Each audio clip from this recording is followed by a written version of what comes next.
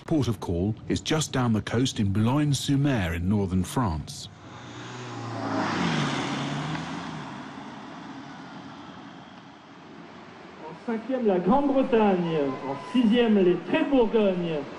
Tonight, there's a competition that celebrates heavy horsepower, and it's a vivid reminder of just how strong my horses will be.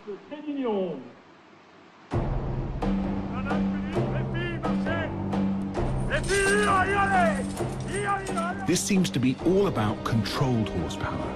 The handler has to get his horse to pull a fishing boat filled with sand down a beach without breaking out of a walk.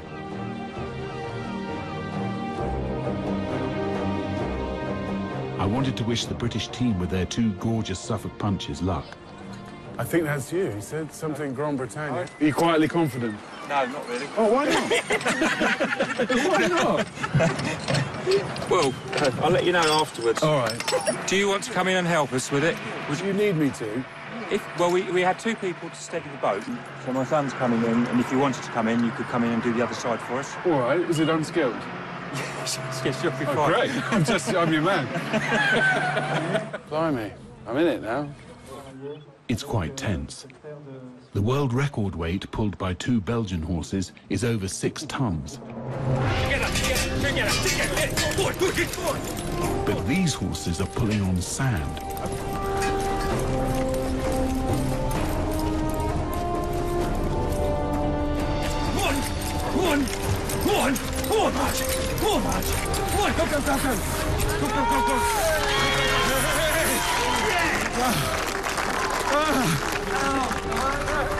Well done, Dad. Lucky I was here. Oh, well done. Oh, I'm exhausted. Oh, they did it, though. I think they're only the second ones to do it all the way. Out of the 12 teams competing, the Suffolk Punches came a very respectable 4th.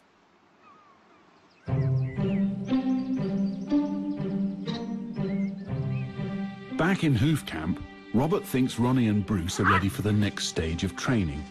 They're near the halfway point, and he's decided to harness Ronnie to his stallion, Axel. Come on. I know it's a bit degrading, old son, but I'm afraid horses that can't keep their teeth to themselves have to be muzzled. Even though Axel is wearing a muzzle, Ronnie's not keen. No, you've got to come up here. No, it's not good looking over there thinking, oh, shit, I don't want to do this. It's too late for that, old son, I'm sorry. Make me proud, Ronnie. Right, Axel. Bruce. That's good boy. Ronnie. Oh. The theory behind Ronnie working with Axel is because he's hitched next to Robert's obedient stallion, he'll have no choice but to go along with everything he does. I've tried to put a click on them ever since I got them. Whoa. Whoa, good boy. Don't know what that was, but you see, this is... That's it, never take your eye off. That was the minute you looked at me. And that includes going through the river. Ronnie's never even seen a river before, let alone walked through one strapped to a grumpy stallion. Come on, Axel. Come on, Ronnie. Go on, Ronnie. Come on, you're going in. Come on. No. Come on. Good boy. Hey, good man. See, it didn't kill you. Ah, Ronnie. Good boy. Come on. No, we're not going to stop and drink. Come on. Not in. Right, we'll turn off gently, Axel, you old devil. Just do it nicely. Good boy. Good man. That's beautiful. There you are. Job done. Good boy. Here we go. Then it's Bruce's turn. Yeah. Good boy. Come on. No, you don't mind. Oh, look at that. Now, that's different, isn't it? Brucey. Come on. There's a good man. Come on, Bruce. Come on. Good boy. That's a good little man. Pull him round. Good boy, Axel. Round he come. Come on, round he come. Good man. Look at him. He's a natural. Yeah, Ronnie didn't quite get it, but Bruce, he's just... I'm amazed. Born to work. He's excellent, isn't he? Yeah.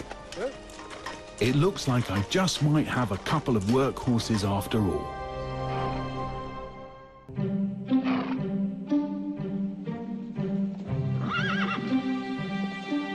Even today, in the the 21st century, with all the advances in agriculture, the heavy horse is still at work, and some think they do things better than machines. There's a small group of dedicated farmers who believe they're not the past and still have a future. I like the satisfaction of the fact that I've gone and done a job and I haven't had to depend on somebody else providing me with the fuel to do it. It's something that I've grown on the farm. I mean, it's as eco-friendly as you can get. Today, Robert is going to train my two Clydesdales to be useful on the farm. And the first step is harrowing, which loosens the earth and levels the soil. Axel, Brucey, head on. Good boys. But I've got a lesson to learn myself. Good boy, Brucey.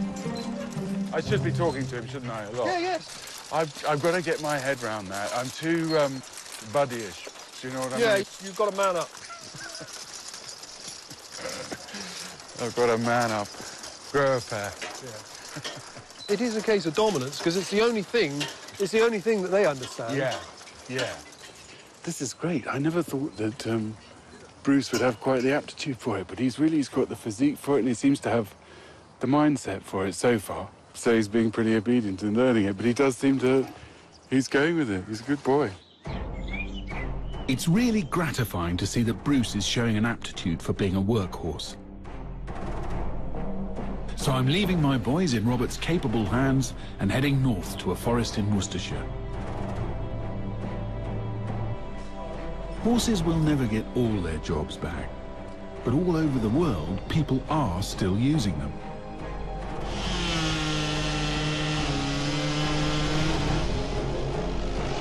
For some, it's a lifestyle choice, a protest. Yeah. But on national parks and private farms, this is what you might see.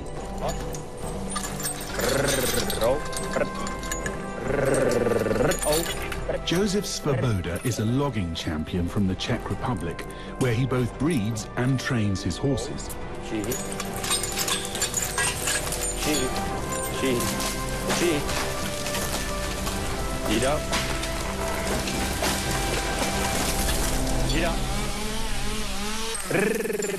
I find it hard to believe, but this pair are the same age as Ronnie and Bruce. That's so extraordinary. They're so slick.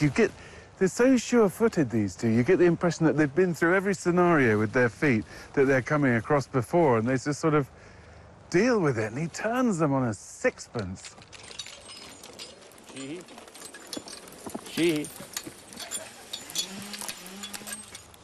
That's so impressive. There's no machine could do that better. You know, that's not some antiquated practice being demonstrated there. That's just a piece of... That's how you do that. It's amazing. That was so amazing to see that work so mechanically and so fast, and yet there can't be a machine on the planet that could do it so well. A když jsou dobrý koně a zkušenosti, tak se to dá krásně zprostředkovat, takže to je krásná, plynulá, nenarušující práce v životním prostředí. Aby jsme tomu všeobecně dokázali nastavit tvář, aby se nekoukalo na tohle řemeslo, jakože to je zánik něčeho, minulost.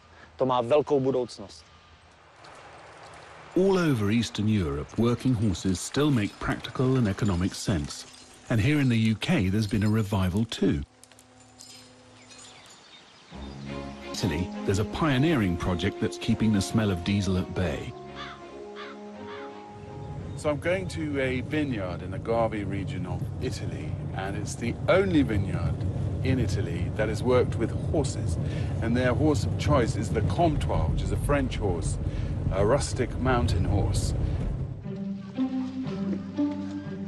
It's the perfect time for picking grapes. I'm helping Henry Finzi-Constantine with the harvest. Titouan, marchez. À gauche, à gauche. One step.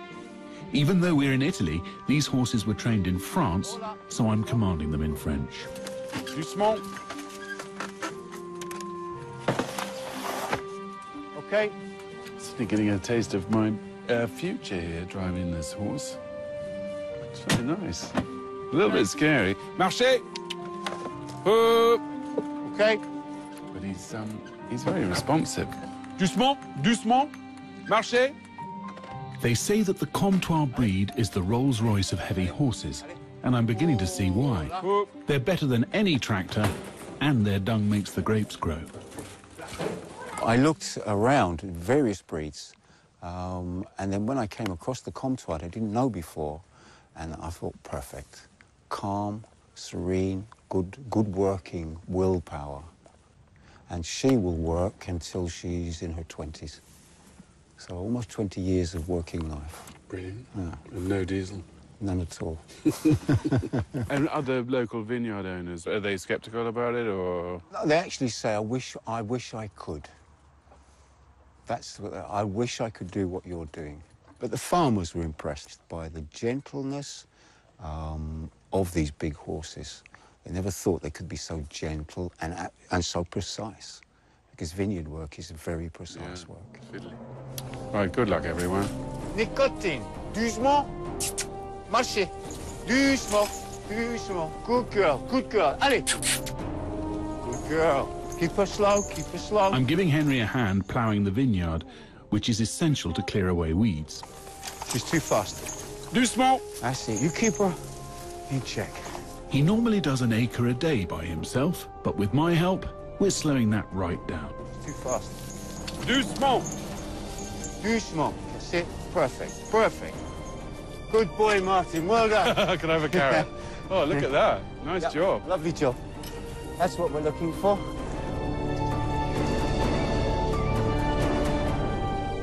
Obviously, it's a personal choice for farmers, and to many it may not be cost-effective. But a day working on Henry's vineyards is enough for me to think that having working horses on my farm is only going to be a good thing.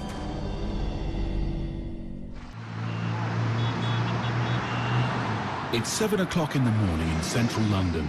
Cars and buses are already clogging the streets, and the household cavalry are training their horses to cope with the sound of traffic. Oh, look at the Shires.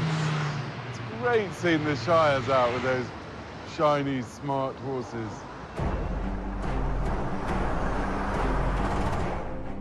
Inside the household cavalry barracks nearby, there's a young working horse who's getting some special training. I'm delighted to see he's a Clydesdale, like my boys Ronnie and Bruce. This is a Damas, and he's becoming a drum horse. He's not only going to have to deal with the traffic, but when he's working, he's going to have to deal with the beat of these huge drums. To cope with this cacophony takes a lot of practice. How often are you training him? Every day? Every day. Every day. Something? Yeah, he's always doing something, whether it's just going out, walking quietly on the roads, getting used to traffic, getting used to noise. Standing still is a big part of their training as well. Obviously, the standing out is something that we're working on to make sure that as soon as they come to the halt, bang, out they go, and they're looking the picture.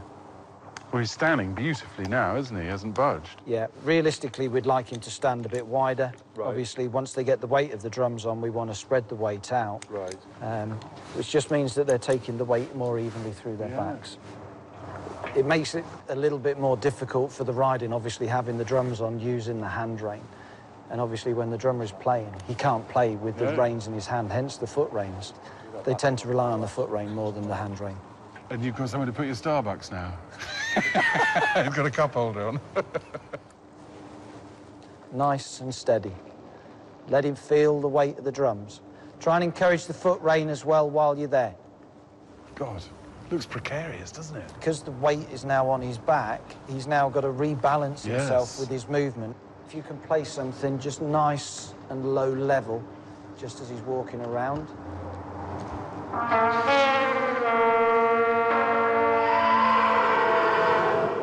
Is this trumpet training as well for these guys? They're not very good, are they?